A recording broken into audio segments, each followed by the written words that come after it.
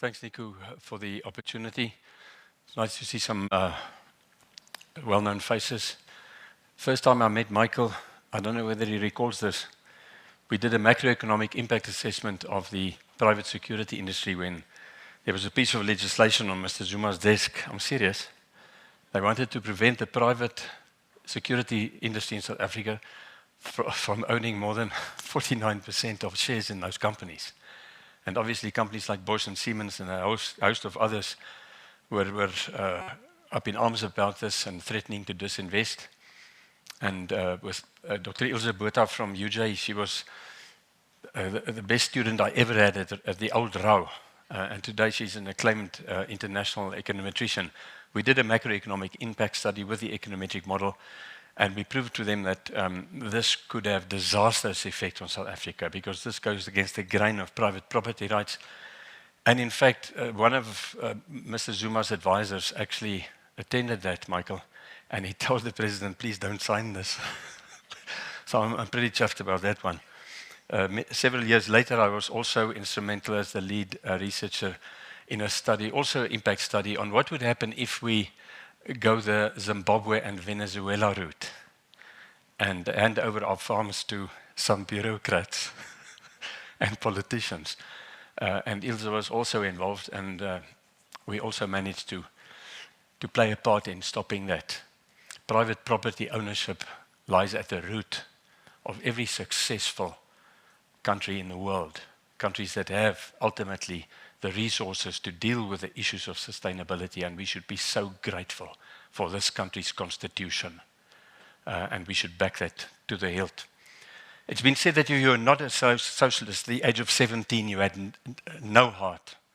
But if you were not a capitalist at the age of 30, you had no sense. And I believe that deep down inside, I'm talking about myself now, we are all a mix of this, right? But the ideal is to find a solution to your economic policy approach that allows free enterprise to flourish, because that is the generator of value added, that's the generator of taxes. I feel a little bit like the late Elizabeth Taylor's 8th husband. I know what to do, but I'm not sure how to make it interesting. And I'm talking about the cooking, of course. I found my clicker. Okay, so the good people from Safripol, they asked me to say something about sustainability. I feel very flattered because it is not actually my forte. So they forced me to do a bit of research without extra pay. That's the socialism part coming into it. And it's interesting that if you look at the latest Safripol Sustainability Report, what a magnificent document. If you haven't read that, the Safripol Sustainability Report, I don't know how many you've published. I've had a look at the last edition. It's 29 pages. And it is just the most fantastic research. And it serves us, it gives us guidelines about where we need to go to. And interestingly enough, that document fairly early on, Nico, you also touch on the environmental, economic, and social aspects. So, and I think we know more or less what this is all about. It was coined, the term sustainability came to the fore publicly for the first time about 300 years ago, a little bit more than 300 years ago. But since then, it has evolved, obviously, into also the economic focus, the social sustainability focus, and the UN Sustainable Development Goals. Now, the UN's, in their latest bulletin, says that they have targeted, there are 169 targets within these 17 SDGs, and there have been 7,862 actions. One should strive in the next decade or two to put some zeros behind that 7862, because clearly we are not doing enough. It is more or less official that August was the hottest month in the history of the planet. So things are not getting better right now.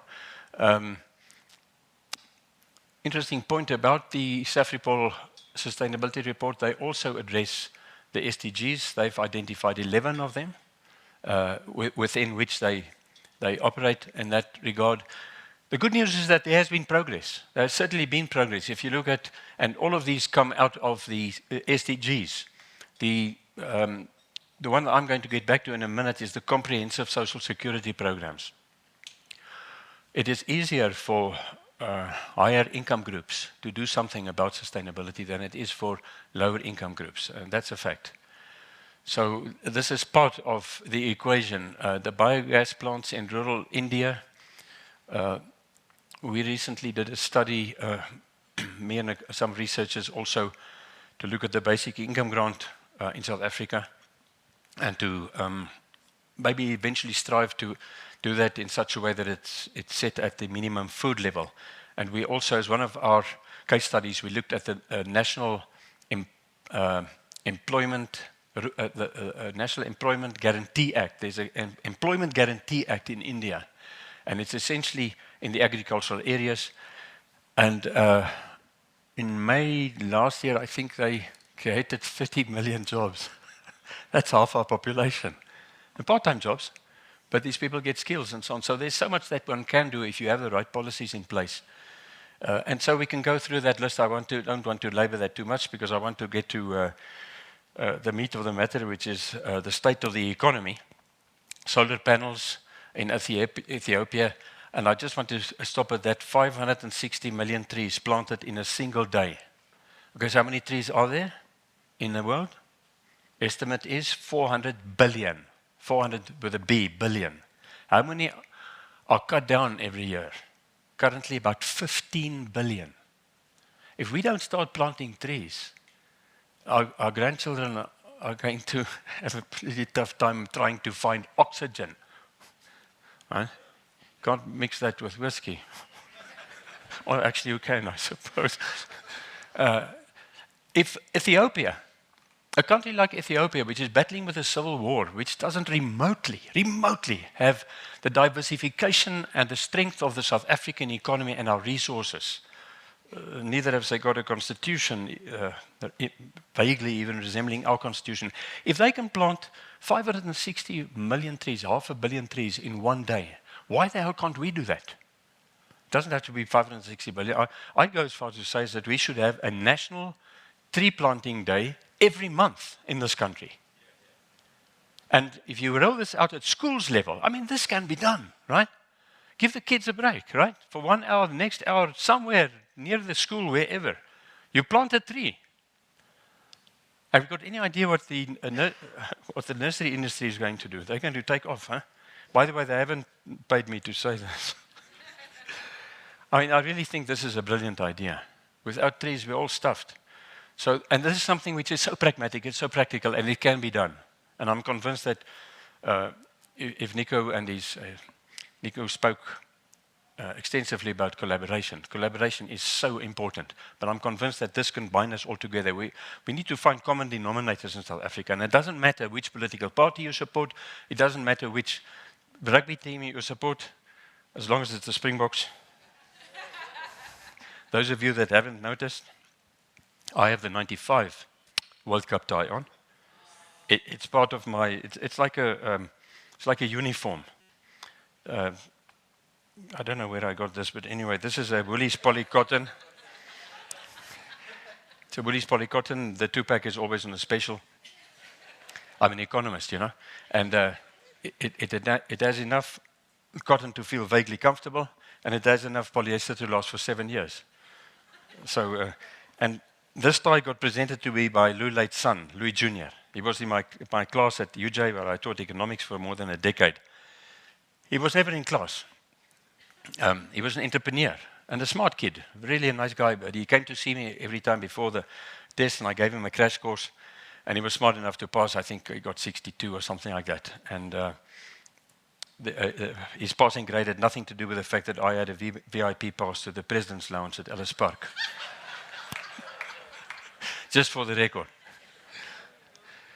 But so we can continue with this, and the bottom line is that if an exercise like planting trees in Ethiopia has proven to be successful in sustaining this planet, I think one of the banks in South Africa has a brilliant logo. There is no planet B. There's no planet B, unless you want to go to Mars. If you know Elon, maybe, I don't know. Maybe you can sort something out, but that's going to take several centuries. There's no planet B. So if something has proven to be highly successful in Ethiopia, why can't we've got case studies? Let's follow on those case studies. Right. Just something on the Enriga scheme. This is for the month in May, the lean season for agriculture in India. And those are the amount of jobs that they created in 2022, 30 million in 1 month. Interesting little fact. If you look at the public works programs in emerging markets, number of beneficiaries per 1,000 of the population, South Africa is ranked number 4 in the world. Unfortunately, we're just out of the medals, but we haven't done too badly. Now, just imagine that the literally millions of jobs, millions in South Africa that have been created through the expanded public works program. Part-time jobs, I know, but it's better than nothing, I promise you. Ask somebody that doesn't have a job. Just imagine that this can be taken one step further with the assistance of the private sector. To give you one example, the estimates on how many waste dumping sites there are in South Africa, illegal, that have the capability to be transformed into revenue-generating plants. The estimate is that it runs into thousands. Have you got any idea how many jobs you can create in an industry like that if the private sector and the public sector take hands in this regard? Get some engineers in there, get some project managers in there, and people that can organize, which doesn't always happen in the public sector. There was this Legotla the other day for the DGs of the government departments. You know, it's a bosberaad, we call it. It's an occasion where you deliberate a lot during the day and you drink a lot during the night. And the theme for this conference was how to raise productivity in the public sector, which some people say is a misnomer, but anyway. So they were debating this furiously, and this one delegate raised his hand. He said, Mr. Chairman, why can't we get all civil servants to work 3 hours a day extra 3 hours a week without extra pay? This sounds like a good idea. The public will love that. The media will lap this up. And then they started talking about this. How do we implement this? And one concerned delegate raised his hand. He said, Mr. Chairman, is it okay if we do that in working hours? Now, I've been there, in and out of the public and private sectors. I can tell you that the definition of a working hour in some government departments and in the private sector differs like day and night. I think you know what I'm talking about. You know why they changed the streets in Pretoria into one-way streets many years ago? It was to prevent the civil servants that arrive late from obstructing those that want to go home early.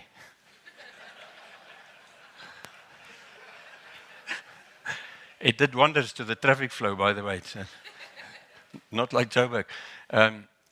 If you look at the simulated inequality reduction associated with social security programs. Now, social security programs encompasses everything. Public works program, the child support grant, the COVID grant, as it's called, the old age grant, all the social security programs in countries. And the World Bank several years ago started monitoring this and spending a hell of a lot of resources in getting to some answers. No country in the world has had so much success than South Africa. No country in the world. I find it absolutely quite amazing that, you know, a government in the run-up to the election didn't use some of this data, because I did give it to them. I don't know. Anyway, so we're not doing too badly. This is gold medal territory. Anyway, okay, so just before we get to the core macroeconomic stuff, let's have a quick look at the real estate sector. Who owns a property? Who has a mortgage loan? Who likes the Reserve Bank's Monetary Policy Committee? Right, let's have a quick look at what's happening to this sector. Interesting point. I predicted this last year. Last year, the Western Cape came within touching distance of overtaking Gauteng as the province with the highest value of residential building plans passed. And for the first 6 months of this year, they actually did it.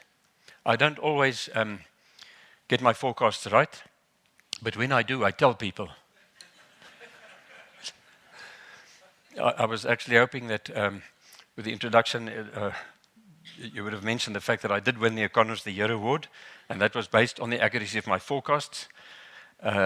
But so there you have it with KZN in the third place. The regional composition of your average bond value for first-time owners and repeat buyers, no surprises, Western Cape way out in front at about 1.5 million. That's the average bond value, and right down to the northwest, which is called this, which may be renamed the Stinky Poo Province, because there's not one sewage plant in the whole of Northwest that is working. And I know, because I drive through Brits once a week, and it's not nice. Average home prices from 2022 to 2023, and again 2024 for all age groups in real terms, have declined.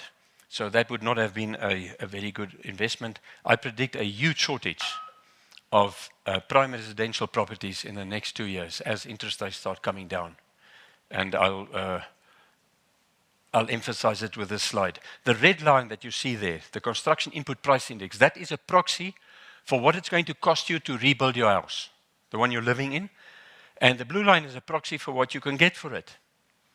And the answer is quite clear. Don't sell your house. Buy your neighbor's house. It's a buyer's market. And it will remain a buyer's market until such time as interest rates start declining to meaningfully lower rates.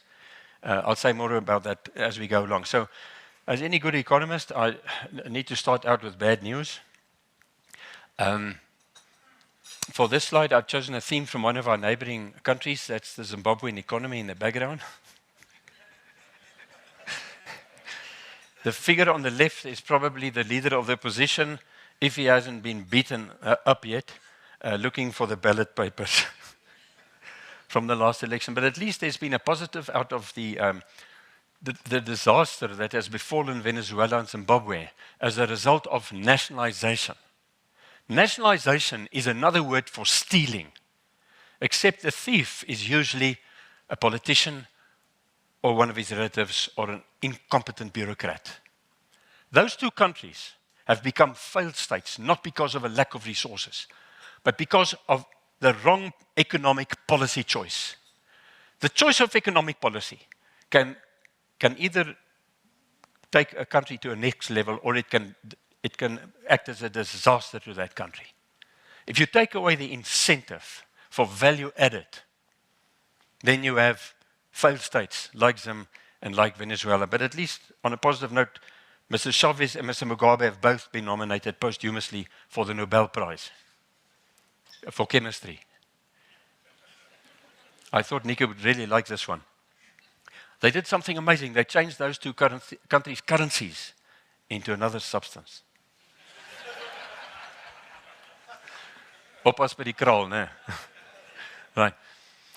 So the Afrimat Construction Index, this is the first quarter. The second quarter Afrimat Construction Index will actually be published tomorrow. And you can hear all about that on Michael Avery's program. Tomorrow, Michael, am I right? We've got a date to have a quick chat about that. I can tell you a little secret. It has recovered marginally. It always recovers in the second quarter because we do not all our indicators, there are 10 different indicators, but not all of them, it's not possible to adjust them seasonally. So we do use 4-quarter averages to some extent, but still, it usually takes a knock in the first quarter because in South Africa, the first quarter is not very productive. Who of you was back in the office on the 2nd of January? 2nd of February? I mean, we've got this beautiful sunshine in January, you know? And there are beaches and stuff like that, you know, so why the hell do you want to be in the office anyway? And then February is the shortest month of the year, and then in March we start preparing for the Easter holidays. First quarter is disaster. But anyway, so it has improved marginally, but the fact of the matter is that this indicator, this index should be heading north at a rapid rate of knots. And I'll tell you why that's happening. If you look at the value of building plans passed and buildings completed, this has picked up slightly in the second quarter, but the trend is worrying. We have a shortage of houses in this country, especially at the lower end of the market. And I'll get to the reasons for that, but I think you know that intuitively. The blue line is the Better Bond Home Loan Application Index. And as you can see, that has dropped over the last couple of years, I think the last 2 years, by 28%. The red line is the prime rate. It went from, that's measured on the right-hand axis, went from 7% to 11.75 where it is now. That is a 68% increase in the cost of capital and of credit. It is frightening. There's no demand inflation in this economy, so why the hell did they keep on raising the rates? Okay, so let's go back to 2018. Our GDP was sort of spluttering along at 1.2%, and then came COVID. And that was a bit of a disaster. Who remembers, what was it, March, April 2020, right, when we were not allowed to do more or less anything. A friend of mine at the time told me, Roelof, some of those members of the Command Council, remember the Command Council? He said they're so narrow-minded, when they look through a keyhole, they use both eyes. Okay, so I had to use 4-quarter averages for the GDP because of its volatility and that huge base effect. And then we recovered nicely from a low base. And then we actually started doing quite well. The prime rate was 7%, and the GDP was growing at more than 2%. 2%, and then, for the next 4 or 5 quarters on average, considerably higher than before COVID, thanks to state capture and relatively high interest rates. And then they just sort of looked at the Federal Reserve Board's decision. Okay, they raised their rates, we must also do it. So somebody there in the MPC, those 5 individuals, thinks that this is America. I mean, this is unbelievable. And they just kept on raising. Now we have the highest real interest rate in the world. Our real interest rate today, prime minus CPI, is 7.1%. In most of Europe, it's between 0 and 1. In Japan, it's negative. How the hell do you expect people to buy a house if you have to pay 12% interest? I really don't know what's happening there. I'm at a loss for words. It's the biggest frustration that I've experienced in my life. Ek word so kwaad ek kan my neus met 'n pofadder afvee. There you can see the effect. New car sales going down. Used car sales going up. And it gets worse. This is a frightening slide. It was, this wasn't published by Business Day. The other one, I'll show you that in a second. But if you just have a quick look, this is just a nice snapshot of the last 17 years of our economic history. We were on our way to the Soccer World Cup here, 2007. Who remembers the Soccer World Cup? Building with bridges and roads, and it was fantastic. Now, capital formation to a farmer is a tractor. For a small builder, it's a bakkie and a cement mixer. It's the assets that you need, without which you cannot produce goods and services. You know exactly what your capital looks like, physical, economic capital in your plants, in your businesses. For a consultant like myself, it's a laptop and a fast car. And apparently a very pretty car. Because the Ekurhuleni Metro Police keep on taking pictures of my car. I don't understand, but anyway. It's my only bad habit, by the way. And we were going great guns. And by the way, in roads, harbors, power stations, that's also capital. Infrastructure is part of economic capital. Then came the global financial crisis. Who remembers that recession? Some of you, the ladies were not born yet, but you can speak to your parents about that. That's a compliment, by the way.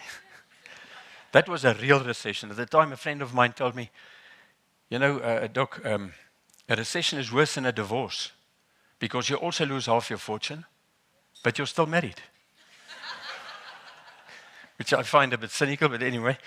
And then, shortly after that, within 3 quarters, we were up and running again. Our economy, capital formation was up and running again. And who was governor of the Reserve Bank during that period? A colleague of mine at Gibbs, Jill Marcus, the best governor of the Reserve Bank we've ever had. I'm serious, and I can prove this, by the way. I have some CPIs, performance indicators, that I can prove this. But okay, so she was so smart that she actually realized that she has to listen to some economists in the market, people with 30, 40 years experience. And we convinced her that a country like South Africa does not need a real prime rate, prime minus CPI of more than 3%. Then you're home and dry. And on 2 occasions, the CPI went above 6%, the target range of 3 to 6, on 2 occasions. She didn't panic.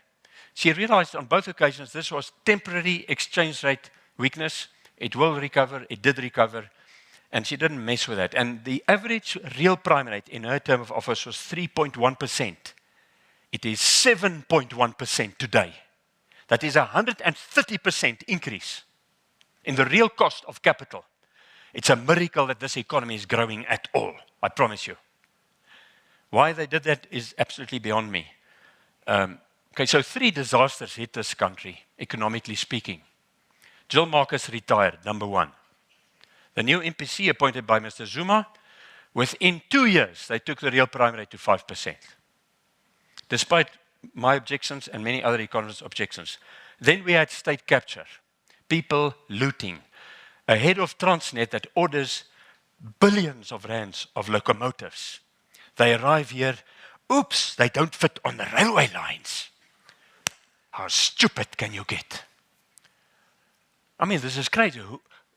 Whose money did they think they were dealing with? Our money, am I right? Each one of us. Money that could have gone to orphans. Money that could have gone to low-cost housing. No, but we want a Merc and a Lamborghini and a Maserati. Greedy people. I checked myself there. And then came COVID. So those 3 economic disasters put us on the back foot, but at least we're moving in the right direction. And I'm not going to dwell on this slide, but I just thought, Nico, it would be appropriate to just remind ourselves of the damage inflicted on this economy by the Zuptas, as I call them. Unfortunately, some of those people are now in Parliament, representing the MK. Hopefully, some of them will be arrested shortly, because there's enough prima facie evidence, I believe, if the NPA's resources could just be expanded to take care of that. But just look at that 3rd bullet point. Petro SA loses in 1 year 14.5 billion rand. It's a world record. Thank you very much. Gold medal for South Africa. This is unbelievable stuff. A colleague of mine, Keith Lockwood, calculated that it cost us 2.5 trillion rand in lost GDP. And I just want to make that point. Petro SA's loss could have paid for 650,000 RDP houses and created 210,000 jobs. This is no laughing matter. If you add all of this together, we could have been home and dry now. Everybody in this country could have been living in a decent house if it had not been for state capture. Let us not forget that and just sort of try to shove it under the rug. Altron FinTech Household Resilience Index recovered nicely. You'll notice that V-shaped recovery after COVID on several slides. And then it started going down because of the interest rates, obviously. And this slide was published a couple of weeks ago by Business Day. The second article I wrote for them at their request to explain to the readers why the Reserve Bank has lost the plot. And not the Reserve Bank itself, it's a fine institution. As far as Basel II requirements adherence is concerned, they are amongst the best in the world. It's only those 5 people that decide what your mortgage bond payment is going to be. Only them. Because except for that American guy, the other 4 don't understand too much economics, I promise you. I've tried to explain it to them. And by the way, I've been declared persona non grata, so julle hoef nie te skinder van my nie, they don't like me. But the feeling is very much mutual. Household debt costs. The percentage of your disposable income for the average South African being spent now on interest on debt, mainly mortgage bonds. 9.2%, the highest in 15 years for a developing country with a 30% plus unemployment rate. What do these people think they're doing? I really don't understand it. Household credit extension at constant 2024 prices, this was also published by Business Day. If you look at the level on the vertical axis, it's about 2.1 in that vicinity trillion rand. This is a big number. 85% of that is mortgage loans. The real value of total household credit in South Africa today is less than it was 10 years ago. Now, I'm assuming that somebody who's a member of the MPC should know that this country has never been able to grow at sustained high rates, unless household credit is also growing in real terms, after adjustment for inflation. Apparently, they don't know it. Apparently, they don't know much. It's frightening. It is the single biggest obstacle to expanding this country's economic growth rate and job creation, is the monetary policy of this country right now. I'm serious. The other one is the harbors and Transnet. It's certainly not Eskom anymore, am I right? So there's a lot of light in the tunnel. I'm going to end on a surprisingly positive note. If we can just get rid of those 5 people, but in legal, not legally, legal. So when I saw that Germany has a higher inflation rate than South Africa 2.5 years ago, I immediately realized this is serious stuff. I need to do my homework, which is always a good idea. And I stumbled on this piece of data. A 700% increase in global freight shipping costs in the space of 2 years because of COVID. Harbors were closing, then opening, then closing again. Ships didn't know where they were going to, and this cost a lot of money. And by the way, 80% of all tradable goods get shipped by the ocean, not by air. And of course, with the Brent oil price going from $30 a barrel to 110 inter alia, thanks to that mass murderer, Mr. Putin, those were the 2 reasons. Those were the 2 solitary reasons why the whole world has been battling with high inflation, but now inflation rates are coming down. I'm convinced they'll drop in America this month. They have already come down in Europe.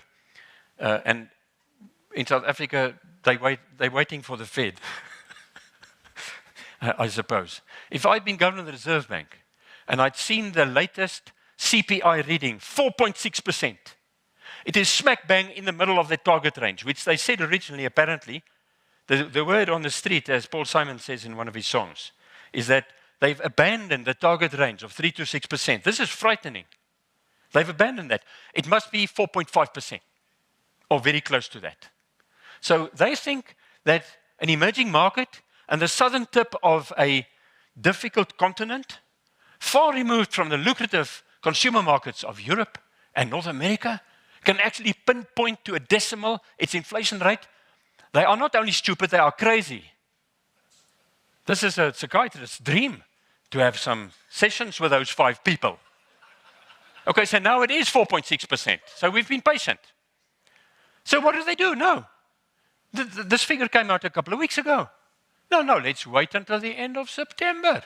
It doesn't matter if this guy loses his work or his house or whatever, No problem. If I'd been governor, I would have called a special meeting the minute that CPI came out. And I would have said, right now, special meeting of the MPC, let's have a quick chat about this. We need to take rates down to where they were before COVID. What was the prime rate before COVID? 10%. Why did it go to 11.75? If inflation is still the same. Why? Something is wrong. In any event, median global inflation is coming down, and we will have lower interest rates this month. I can almost guarantee that. I'll show you one of the reasons why I say that as we go along. I'm going to try to move a little bit faster. They told me originally that I was going to be on at 9 o'clock from 10:30. So I'm going to try to move a bit faster now. It changed around a little bit. The rand, South African rand, in the past 6 months, won the silver medal for the 2nd strongest currency in the world against the US dollar. Why does the rand always recover? It's one of the 20 most traded currencies in the world. It's not a Mickey Mouse currency. This is not the ZiG.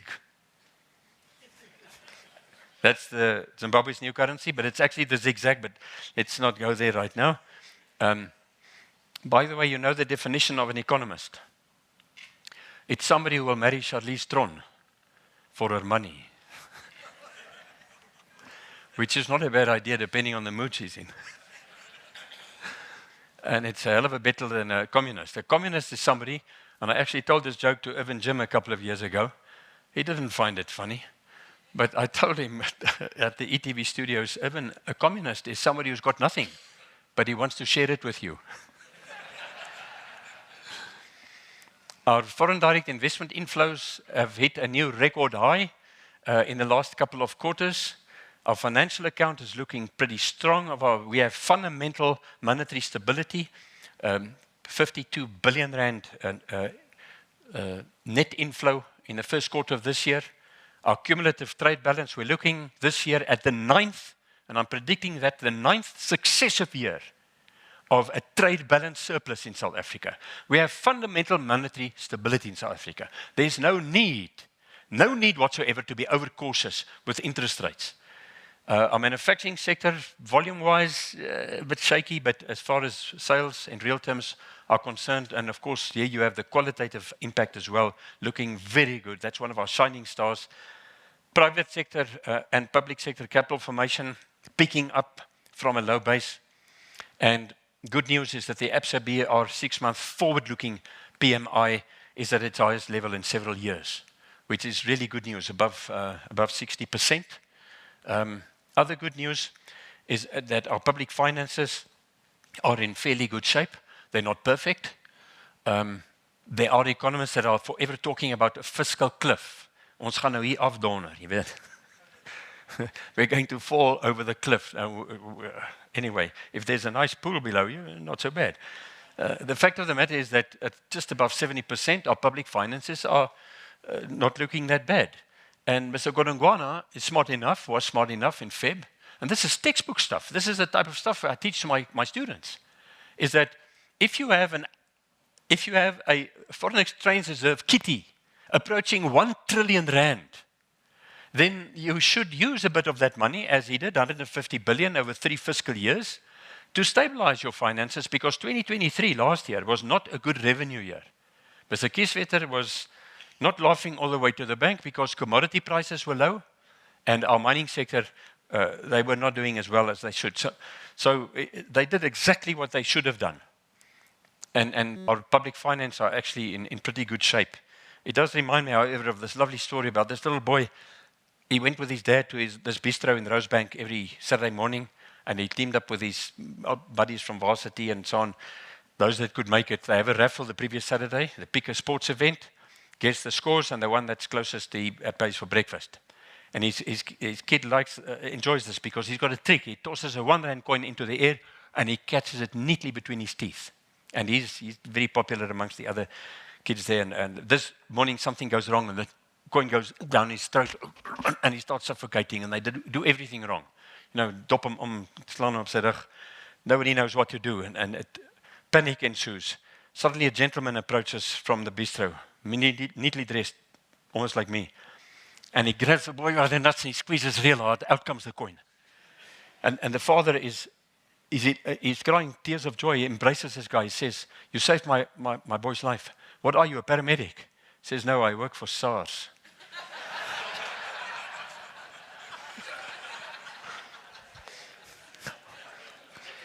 I think we know the feeling, even if it's only proverbial. Good news is that our mineral sales have stabilized. I wish the iron ore price would pick up a little bit. I think Michael knows this. My pension is safely tucked away in Kumba shares. I only buy shares that pay dividends.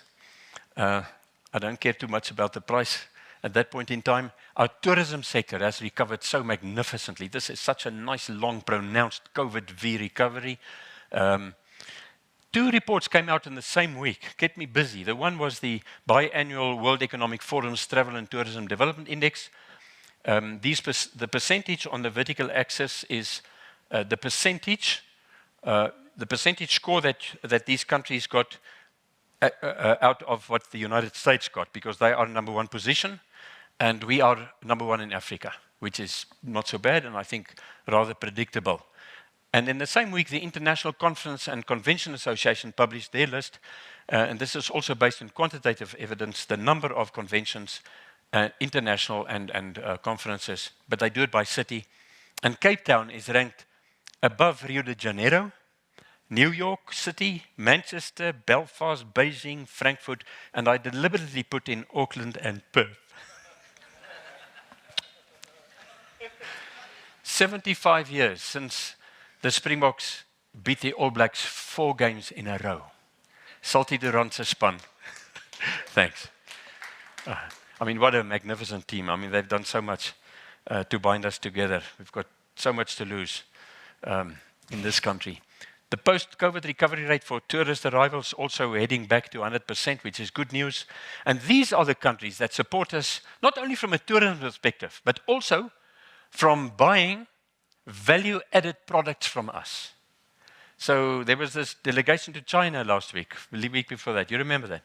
I was asked to comment on that by various media publications, and I made the point that one must be very careful. Yes, China is our biggest trading partner, but if you take out iron ore and coal, they are not even in the top 10 export partners. We buy everything from them, including these cars, which are subsidized by a military dictatorship. So every time you buy a Chinese car, you are paying the salaries of Chinese workers who are not allowed to vote. No, sorry, they are allowed to vote for the Communist Party. But no other party, because it doesn't exist. Quite frankly, how many BRICS countries do you see on this list? Only India. And we've had a long-standing, excellent relationship with India. They asked this accountant from this dubious accounting firm once, what is 2 plus 2? And he was exasperated. He said, what do you want it to be? And then they asked the Indian businessman from Durban, what is 2 plus 2? And his response was, are you buying or selling? But really, we should be strengthening not only our tourism ties, but all our business ties with these countries, free enterprise democracies, most of them. This is the reason. This is one of the main reasons why South Africa's inflation rate, post-COVID, peaked at way below the inflation rates in Europe, is because we are a huge net exporter of food. As far as availability is concerned, we are the most food-secure country on this continent. And I will tell Johnny, that's the new Minister of Agriculture, I'm going to whisper in his ear when I see him next to build a monument for South Africa's farmers, because under very difficult circumstances, they make sure that there's food on our table. And I couldn't resist the temptation. What a magnificent star. Isn't that just beautiful? Why did I put this here, smack bang in the middle? Well, we should all give ourselves, most of us, a pat on our backs, because in 2010, we were generating 3% of this country's electricity. It's now 14% and growing. And every private household, every business with solar panels and inverters and batteries is part of this equation. And that is the main reason why we don't have load shedding. There are other reasons as well, higher efficiency and a bit of a cleanup which took place. And at least the general manager of Matla Power Station had the guts to say that thanks to Andre de Ruyter, the security has been enhanced. And he identified the people that were stealing us rotten, putting stones into coal. And that, the engineers in this room will know what that does to a power station. And hopefully we've turned the corner as far as that's concerned. That's good news, by the way, am I right? Last year we had an all-time record for imports of machinery and equipment. If you see machinery and equipment, think capital formation, right? If you wait for your KFC order, those boilers at the back there, that's machinery and equipment. That's good, because it creates jobs. Lots of people there. Sometimes they're a little bit slow, but anyway. Total household disposable income has recovered to higher than before COVID, but not, unfortunately, in per capita terms, but that's a good sign. And this is such good news. Probably the best news I've got for you today, and that is that the CPI has been in the target range, comfortably in the target range, for 14 successive months. The question I'm asking myself is, what the hell are they waiting for? Why don't they just give homeowners, consumers, households a little bit of a break? Because there's no reason. The only people, quite frankly, that like the high interest rates are the very, very, very rich. Because they can just put a couple of $1 million into a money market account, 10%, without sweating. If your rates are too high, it acts as a tax on venture capital. So that business that has made a bit of a profit, if rates are too high, hey, the risks are quite high, the harbors are not operating well. Okay, I'm just going to put it into a money market account, you know. High interest rates are bad, but right now I don't think they can wait much longer. And one of the main reasons why this has happened, the downward trajectory, is because the food bev index is on its way down still for a while, I hope, and the alcoholic bev. Now, these two in combination, alcohol and food, with the other beverages and food, 21% of that pie chart of our consumer basket, more than a fifth of that, are these two items. By the way, South Africans spend on average twice as much on alcohol than on education. It does show sometimes, but unfortunately. But this slide, if Nico told me we ran awry with the timing, you have 5 slides, 5 minutes, or 7 minutes, I would have kept this one, Nico. The benchmark long-term interest rate, our 10-year bond yield, has dropped by 200 basis points. There's a positive correlation between your long-term and short-term rates. But the short-term rates are manipulated by the Monetary Policy Committee. They are 200 basis points behind the curve. The prime rate today in South Africa shouldn't be 11.75. It should be 9.75. I'm serious. And if I'd been the governor, it would have been 7.5. But unfortunately, you can't vote for me. Unless you're very rich, then you wouldn't do that anyway, right? The gold price. What I like about the higher gold price is not only the revenue being generated by SARS, it's also the fact that a high gold price is virtually always associated with a strong currency, a strong rand. And we need a strong rand right now to keep inflation low so that we can get rates down. Because lowering interest rates, that's a trigger we need to get this economy going, and we'll all have more money to spend on sustainability. Total employment, this is very close to my heart. I cannot think of anything more demeaning than a person that has some skill. It may be making food. It may be, being a cashier at a retail outlet, or teaching, at a university or at a school. You've got skills, but you cannot find a job.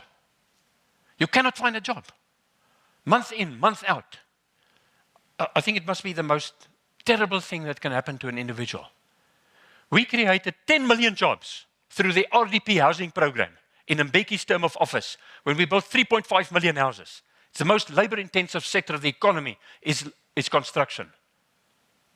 Why don't we do that again? Government needs to get off its backside and start talking to employer groups in society, in every sector of the economy, including your sector, and ask them, okay, tell us what the obstacles are that stand in your way to expand your business, because expanding business means creating jobs. And for every job that is created, it broadens the tax base and it combats poverty.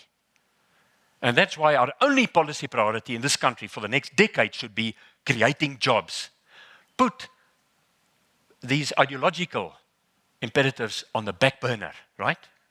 They can rather be with a mentoring exercise, and to get the right skills out there, to give people that opportunity and not set them up for failure in some cases. Create jobs as fast as possible. Just imagine, for a couple of seconds, just imagine a South Africa where everybody that has some skills can find a job. What would our crime rate be? Have you got any idea how much money Mr. Kieswetter would have? They would be able to, they can fly in German engineers to fix the potholes. We'll have so much money. They can fix everything.